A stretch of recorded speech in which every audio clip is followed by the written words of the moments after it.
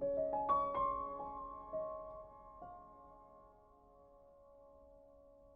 while colleagues are joining us gradually, I'll start the introductions. All right, very Hello, good. everyone. My name is Ivan Grek. I'm a director of the Russia program at George Washington's University Institute for European, Russian, and Eurasian Studies. And today I'm pleased to welcome you to the discussion of a new book, Creating the Post-Soviet Russian Economy for American Eyes. A recording of this event will be available on our YouTube channel later, so you can always come back and watch it again. You can also follow us on social media and check out our website for the updates and for additional materials that might come up related to this presentation. So this book is the story of American participation in the dismantling of the Soviet economy and the creation of the Russian market economy in the 1990s. It is based on more than 100 interviews with citizen diplomats, entrepreneurs, bankers, consultants, and 8 program administrators active in Russia in those years. The book chronicles the real-life experiences of these Americans as they participated in building new sectors of the new post-Soviet Russian economy in finance, real estate, restaurants, business services, and media. So we are lucky to have today the author of the book, Daniel Satinsky, with us today. So Daniel Satinsky is an independent researcher and technology commercialization consultant. He began working with joint ventures in the Soviet Union in the years just before its collapse, and continued with business projects in Russia and the former Soviet Union until 2014. During those years, he traveled extensively throughout Russia and Central Asia. Since 2014, he has been writing about the historic transformations of the Soviet Union and post-Soviet Russia, drawing his own experience and research. He's a graduate of Northeastern University Law School and has a Master of Law and Diplomacy degree from the Fletcher School of Law and Diplomacy at Tufts University. He's currently a non-faculty associate of the Davis Center for Russian and Eurasian Studies at Harvard University. So, welcome, and here I give the floor to Daniel, and I really know that this will be a wonderful presentation and we'll have a great conversation afterwards. Daniel, the floor is yours. Thank you very much. Just give me a minute to share my screen. So first of all, thank you to the Russia program and Ivan and to Christina Alexanyan, who was the administrative support of putting this together. So I appreciate this opportunity to speak to this audience and to the audience for the recorded version. So before getting into the content of the book, I wanted to just talk a little bit about the origins and purpose of the book, because I think that that's really its significance comes from this background. So if we look at the period of the late 1980s and the 1990s, it was the largest personal interaction of Russians and Americans in history. And I think if we compare it with the present, we'll see the stark contrast, and I will explain and give you examples of how that interaction proceeded through the 1980s into the 1990s. Along with this, as the Soviet Union disintegrated, was the Americans had a profound impact on Russian society, much more than is generally appreciated here in the U.S. And the people who participated, as either frequent visitors or who lived there, Americans and other foreigners, are a source of information and knowledge about Russian society that's not utilized as extensively as it could be, and in some cases not recognized at all.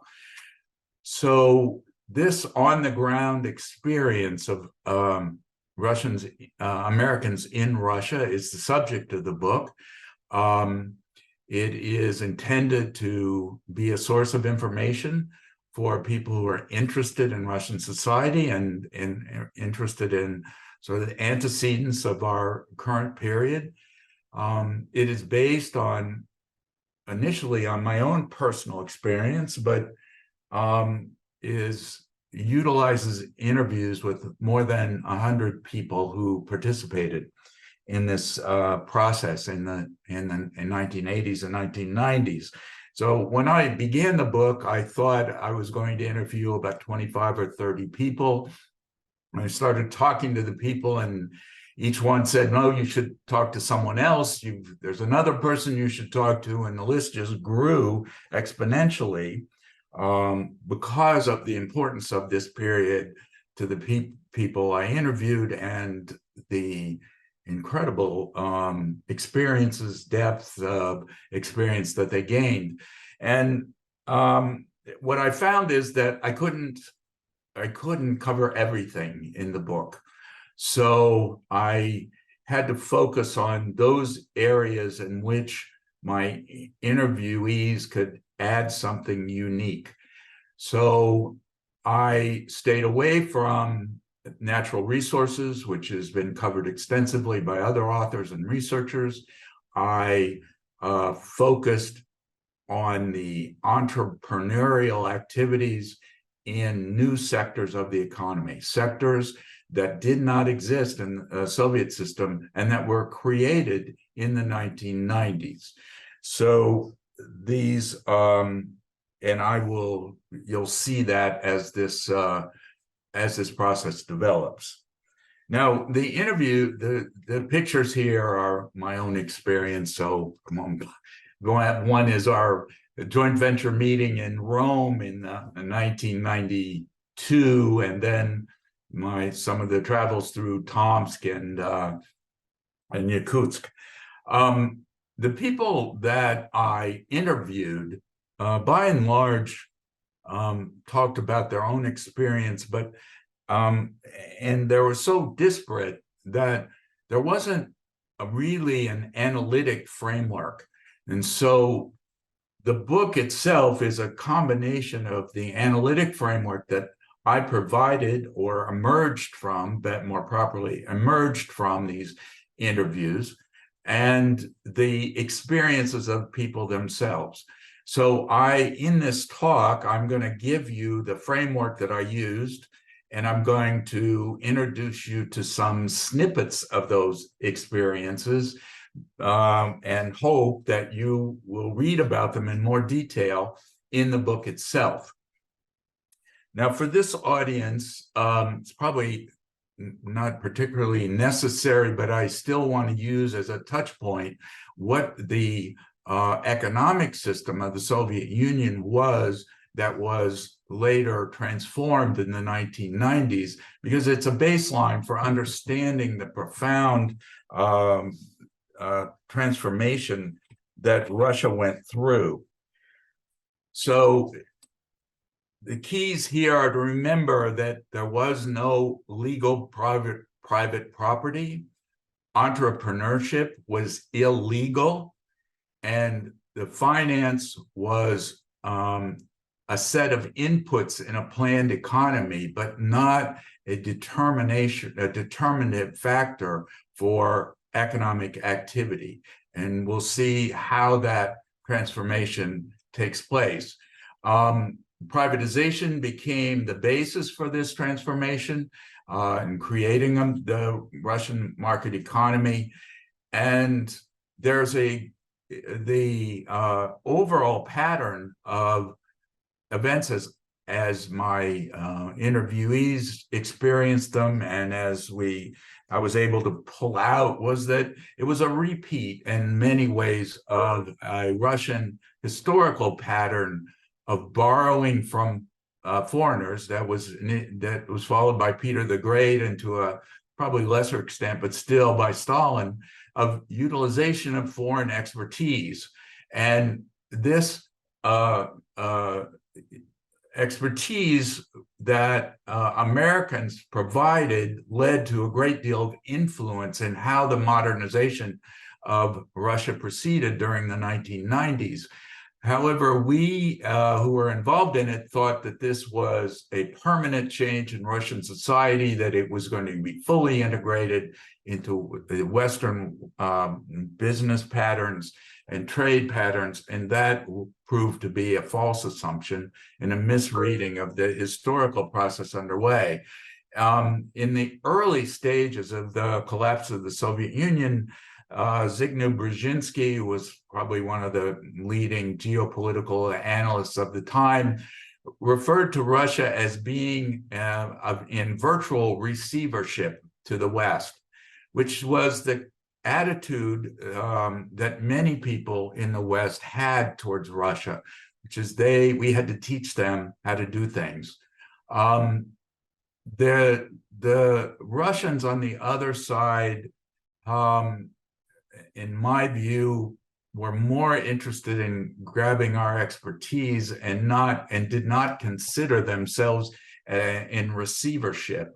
It's a completely different perspective that leads to some of the misunderstandings between us.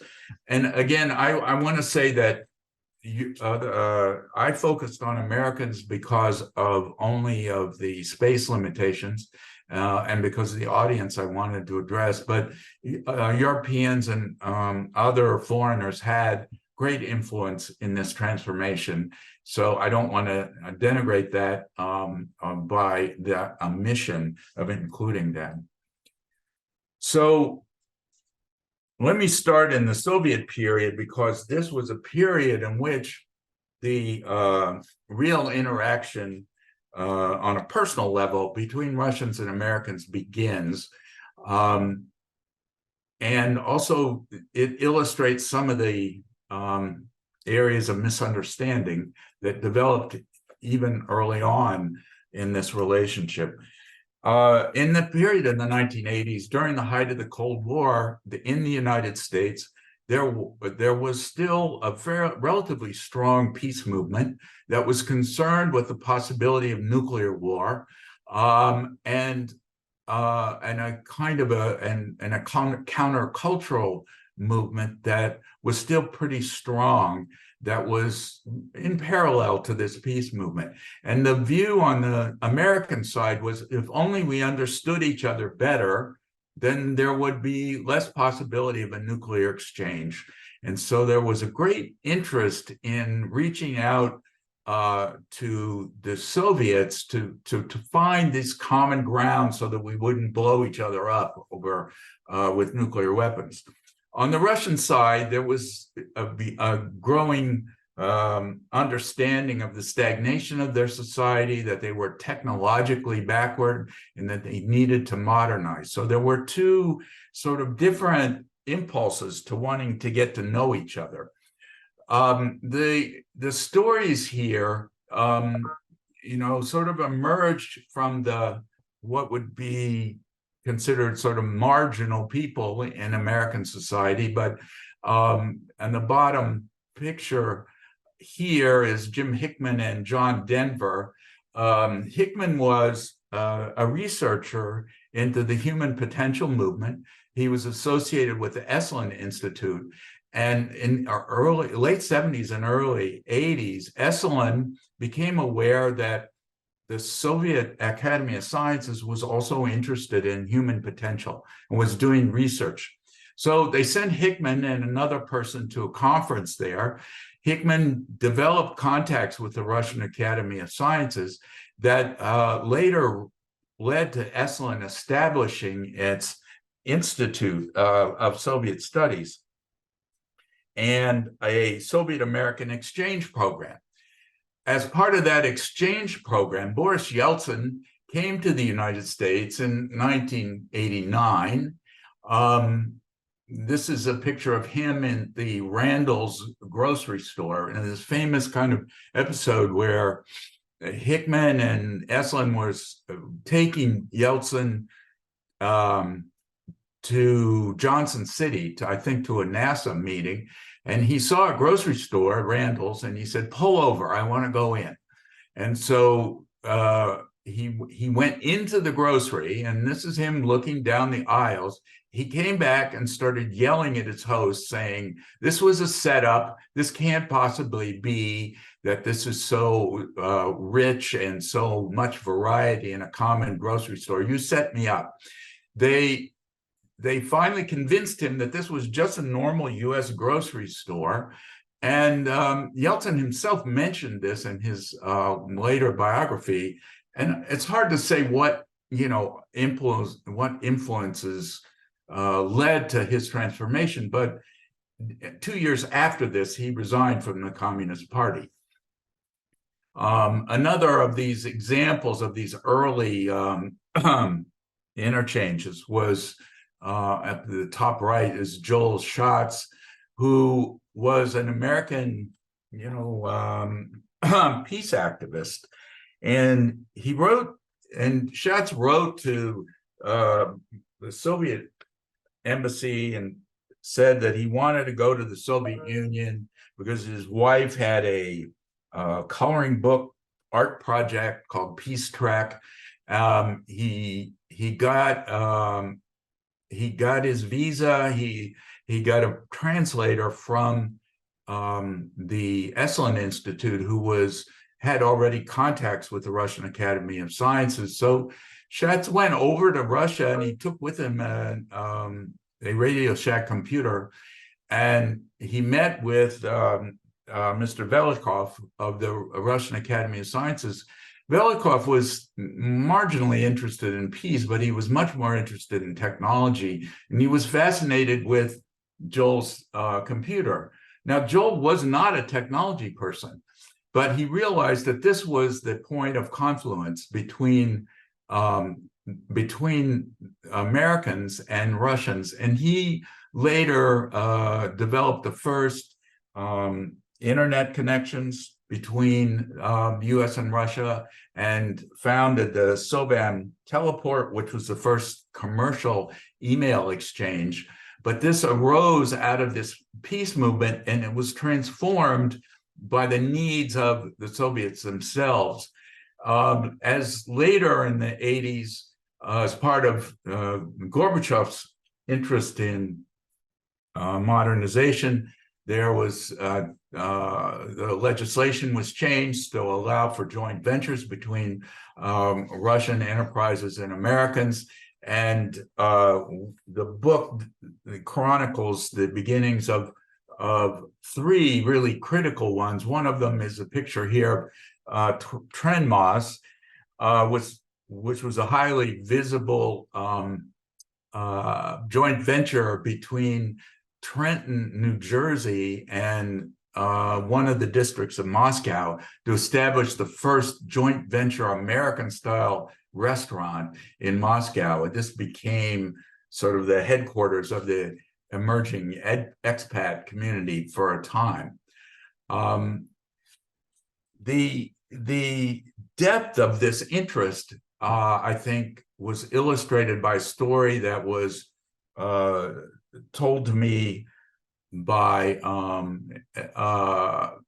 Project Harmony, which we'll see here, which has emerged a little bit later, right in the 1990s, as part of the ongoing engagement of Americans with Russians. But in any event, in 1992, Project Harmony, which was a peace organization that morphed into a public diplomacy organization, was contacted by police officers from Leominster, Fitchburg, and Medford, were small Massachusetts cities, to set up an exchange with Russian police officers. This exchange was set up. They took a delegation of over 30 people to the city of Petrozavodsk in Karelia. The Americans brought with them a drug-sniffing German Shepherd and a variety of equipment as their gifts to the Russians, and it kicked off this interchange between the two, which in many ways is kind of hard to believe in the current environment, but there was a real depth of person-to-person interchange that took place in this period. On an official level, as the Soviet Union collapsed and Yeltsin and his circle took power, the U.S. was faced with the question of how to support this transition. Clearly, Yeltsin was anti-socialist. He wanted to make it this transition as quickly as possible and to a market, consumer-oriented economy. And the question was how to support him. So the initial group, which one of the participants was the Peace Corps, there were 50 business experienced people sent to Vladivostok and another 50 sent to the lower Volga. One of them described themselves as being the shock troops for capitalism. They were supposed to provide expertise to small businesses and how to begin in the market economy. You really, it's interesting to read their experiences because mostly the local folks were just looking for money, not expertise. And there was a complete mismatch of expectations between the two sides.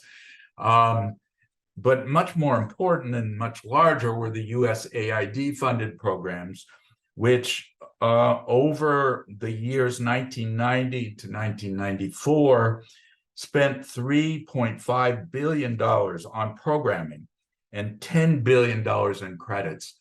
So the AID funded a whole range of business and assistance programs and citizen exchange programs, including many of those listed here. But the main and fundamental importance of the period emerged from privatization. The Yeltsin team believed that they had a very short period of time to destroy the basis of any possible restoration of socialism. And privatization was the instrument of making sure that there would be no restoration of socialism in a now independent Russia. And while they understood what they wanted to do, which was to privatize the economy, they had very little experience in how to do it. And so they reached out to Western assistance as a way of implementing their desires. And I'm emphasizing this because it's really a question of agency about who really was in charge and who set these objectives. It's my contention that the Russian side knew full well what they were doing. They just needed technical help to implement it. This is quite different than saying somehow Harvard and HID deceived them or did something wrong. No, they brought the technical expertise that the Yeltsin team wanted. And initially, they worked very closely with Harvard HID. I did not interview people involved with that, but I did interview Boris Jordan and the Credit Suisse team because as this program developed, Russian Privatization Center put out a RFP for additional technical help. And Boris Jordan, who had just joined Credit Suisse, who's a third-generation Russian-American emigre, convinced Credit Suisse to bid for this project for nothing, to do it for no fee. And he and his team set up a center in which they redrafted Harvard's program and, in his words, made it more practical under the protection and credit of Anatoly Chubais. And this transformation, and at the same time, Chubais felt that they owned only a limited time. He once referred to them as kamikazes, that they were suicide pilots battling against socialism, and that they knew they may not last very long, but they were determined to change the fundamental basis. of Russian society. At this point, the really important thing to know is that Russian apartments were privatized, so people who only had a right to live in them could now, for no cost, turn them into private property. And about 15,000 Soviet enterprises were transformed into joint stock companies through the voucher privatization program that was implemented based on what Credit Suisse had developed. But at the same time, the crown jewels of the economy were held out and not subject to privatization until much into the second stage in 1996. But the privatization itself sort of led to the creation of a whole new economy, new potential in the former Soviet Union. International companies began to become more and more interested in the Russian market. American expats or moved there in many numbers, foreign expats. They created their own institutions, some of which you see listed here or represented here is the NBA game on Red Square, Moscow Times, American Chamber of Commerce, all important institutions of this expat community, and the demand they created drove the creation of these new sectors of the economy. Now, one of the important transformations of a market economy that after you have privatized and you've established these joint stock companies is a financial system. And there was the assumption that the Russian financial system would come to represent and echo ours.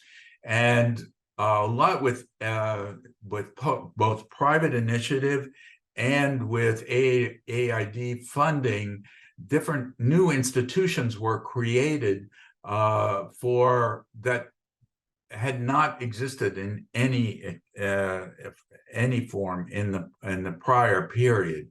So you have the Russian Stock Exchange, which was the first Russian stock exchange, which was funded by USAID, and there's Joe Berliner, who's in my book, talks about that experience. He was a stockbroker from New York, or a stock trader. I think he was not a broker, he was a trader, who applied to an ad in the Wall Street Journal, never been to Russia, thought it would be a cool adventure, was selected to go there. He knew how stock exchange worked. He established the RTS and then moved on to Troika Dialogue. Many of these investment banks were started by young entrepreneurs, many of them having a Russian-American background and usually allied with a powerful Russian partner. And later they became absorbed by much larger international financial institutions. And there was also a private equity sector that developed and in many ways had a much more profound influence on the Russian economy because of how they were involved with restructuring Russian existing enterprises or creating new ones. The investment banks dealt in shares and were much less involved with the actual operations and changes in operations of the new private economy. And there was a highly visible American presence in all of these. I think the belief that, let me just say one focus on one of them, which is Russia Partners. One of the interviews I did with one of the founders of Russia Partners Russia Partners was a partnership between Paine Webber and the Russian Orthodox Church. And the Americans convinced the Russians that this would be an important way to modernize the economy. And the church was interested in it because it was broke, and they saw it as a way of raising funds to fund the restoration of Russian churches. And one of the interesting projects that Russia Partners founded that became very successful was Russian MTB, which seemed a little incongruous with the Russian Orthodox Church, but nonetheless, it did take place among many other kinds of similar projects that Russia Partners entered into, along with, as well as the other private equity groups. These financial institutions, which many at the time thought would be the arbiters of economic activity in the new Russian economy, actually lost out to another view of that Russian banks and the Russian government would be more determinative of Russian economic development. But that wasn't clear until at least after the 1998 crisis. But we see very little influence of these institutions in the present. Another sector of the economy which did not exist because there was no private property was a real estate industry. And in the book, I focus on two different aspects of it, one being residential space, in which American young entrepreneurs acted as brokers between the privatized owners of Russian apartments who did not know how to interact with foreigners, and the foreign community, which was looking to find a place to live and move out of living in hotels.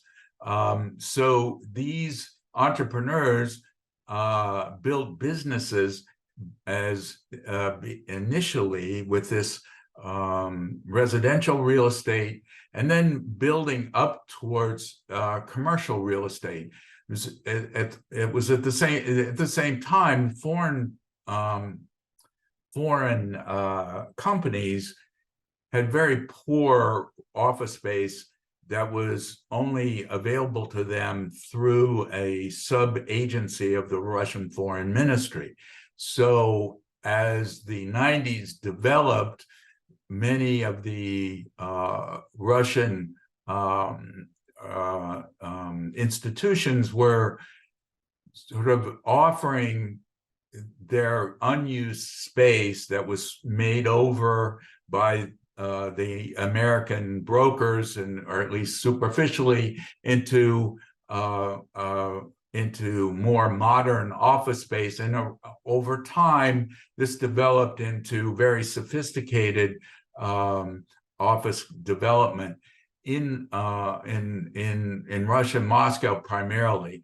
What we see in the pictures here is some of this early offering that was done by a group out of Boston that made deals with the Soviet institutes to rent their space and then do a makeover and re-rent it to foreign business people.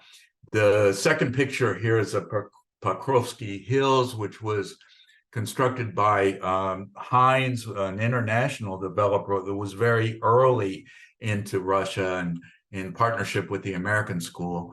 And then the bottom picture is a picture of the mall in the city of Yaroslavl that I took in 2017, which shows sort of the sophistication of the Russian real estate and market as it developed and as skills were learned from foreigners, which Russians then took over this sector themselves.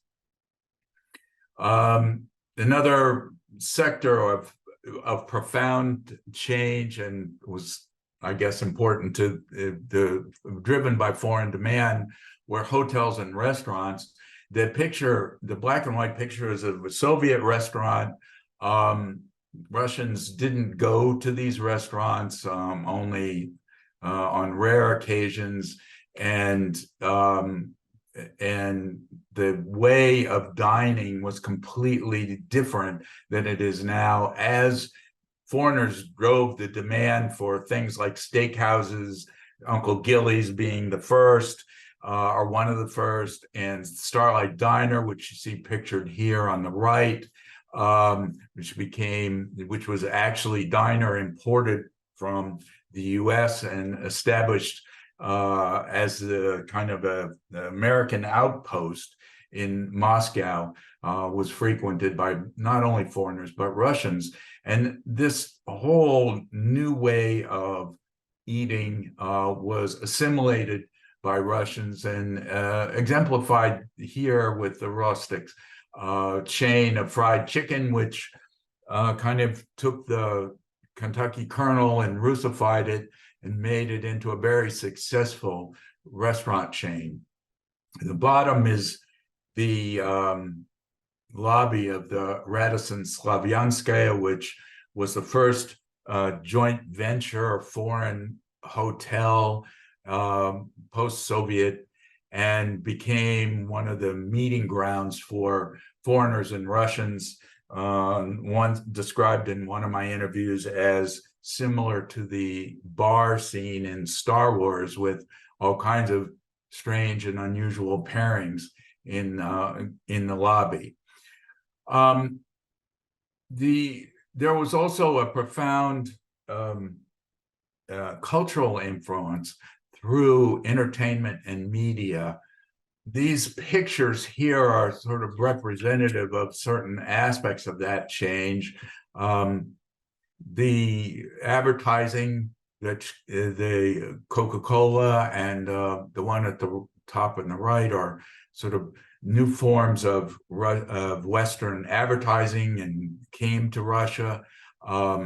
There was the influence of Western music and styles of entertainment, I guess exemplified here by the Radio Maxim.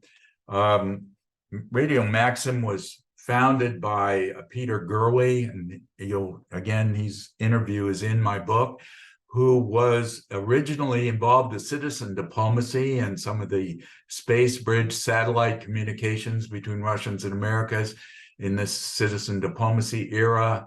He founded Radio Maxim, and it was the first FM station in Russia. It started broadcasting on December 25th, 1991, the same day that Gorbachev resigned. And Radio Maxim from the beginning was dedicated to being a purely commercial venture. So Peter Gerwey, who resisted turning over the broadcast to the news of Gorbachev's resigning, and only allowed it for a short one-sentence announcement. Meanwhile, he spent that first broadcast focused on the Beatles. The first song played was "All You Need Is Love," and the second one was "Back in the USSR." I also wanted to highlight the influence of Cosmopolitan, which was founded by Dirk Sauer and Ellen Sauer, who were the publishers of Moscow Times. Moscow Times was not making them enough money. They were looking around for how to find something that would sustain them economically. At this time, the only women's magazine in Russia were farm woman and factory woman, and they recognized the opportunity and launched a joint venture with Hearst Company in 1994 to put out Cosmopolitan. This is the cover of the first edition. And as this developed, it became the sort of Bible of young Russian women. Its editions ran to 800 pages and had 600 pages of ads. It drove the ad industry and drove the cultural transformation of the time. So, as always, I have too much to say and too little time, too many stories to tell, but I do want to conclude with a couple of slides to say that despite the antagonism on a political level between the US and Russia, there remain a number of impacts from this period in the change of the way Russians live that go back to the period of the 90s and continue into the present, even though they're in a Russified form. That's not true for the financial institutions who have declined in importance, but in telecom, in which the US brought paging and then mobile phone technology, which was rapidly adapted by Russians, it became one of the most dynamic telecom markets in the world, and Russians live on their mobile phones as much or more than Americans. The real estate industry still exists.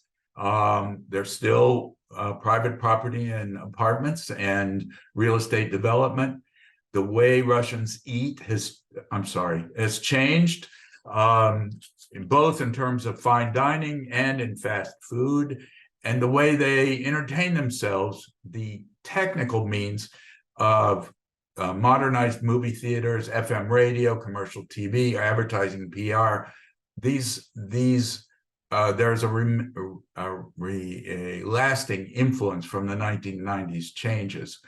Now, obviously, Russia turned away from this model of adapting everything from the West. My contention is this began in around the 1998 financial crisis. This for a complex number of reasons, some of which had to do with Russians absorbing enough skills to run their own businesses and not needing foreigners anymore, and not appreciating the ongoing attitude of foreigners that Russia was in receivership and needed to be told what to do. So there was a kind of saying that I remember from the period that stop telling us how to live.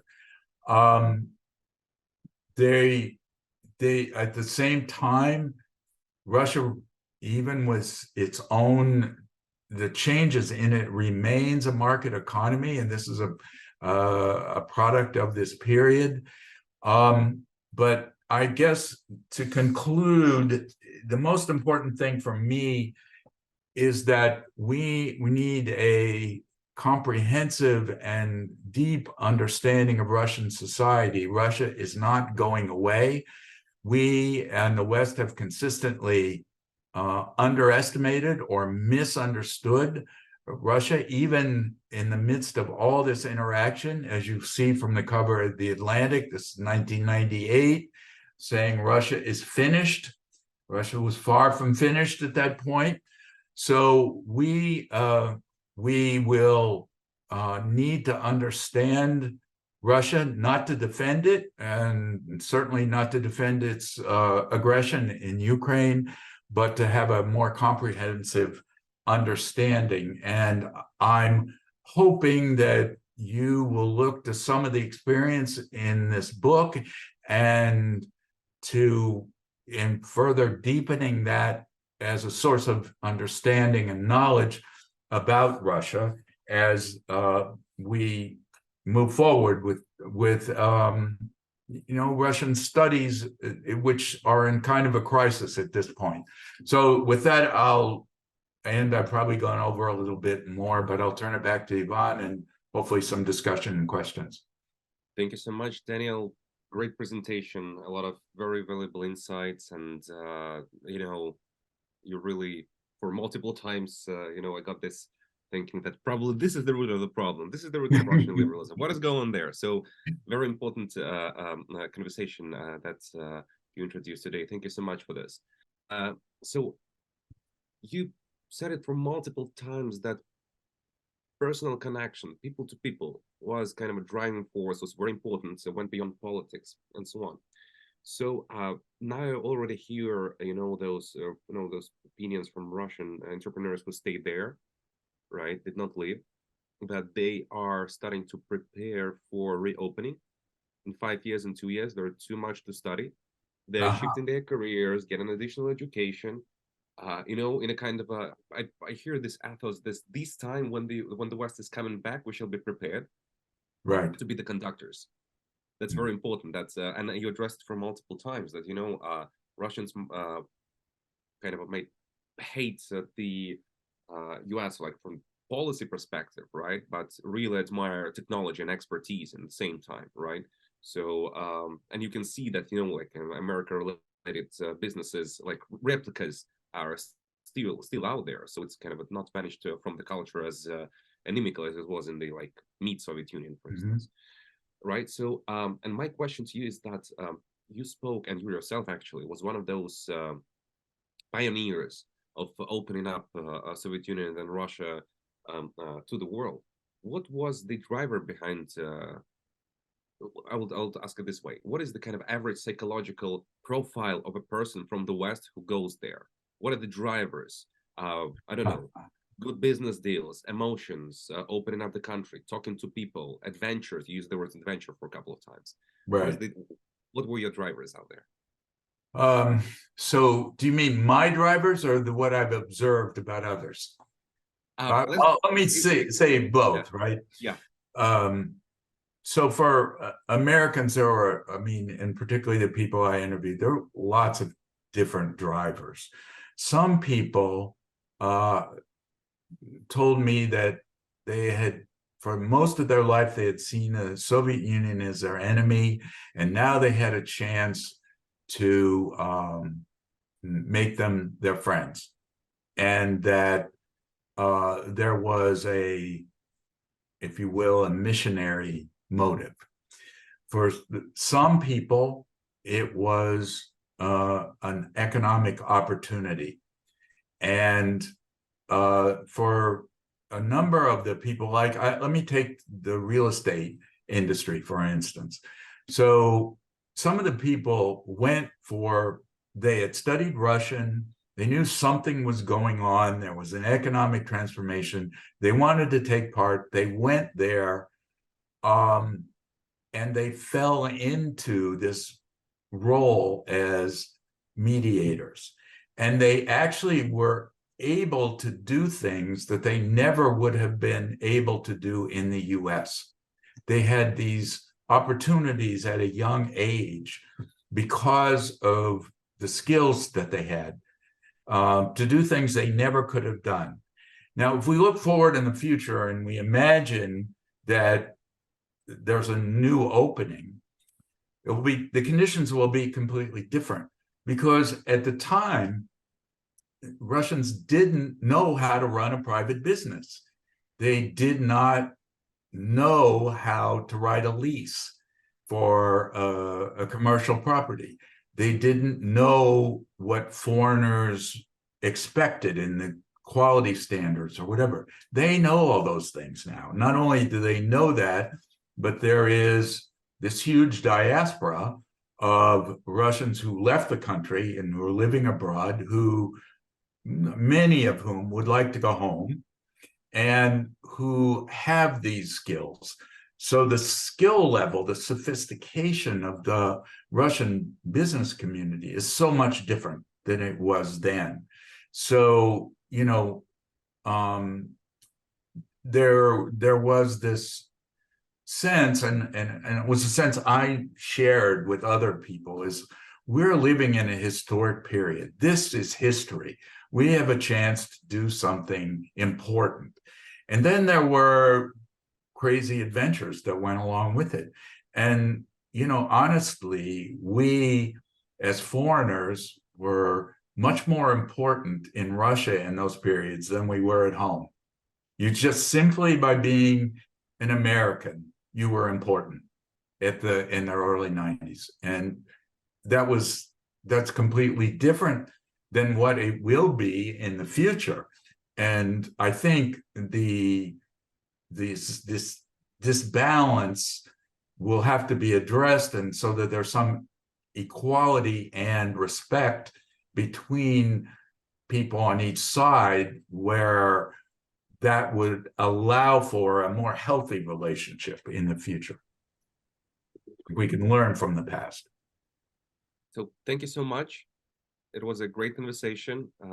Thank you everyone for attending. I will definitely go and buy the book physically to have it on the shelf. That's important. That's one of the important things in our profession, to have books on the shelves. Yeah, great. It's available for Amazon and through Routledge's website, so you can find it there. And I hope you all will look at it. Thank you.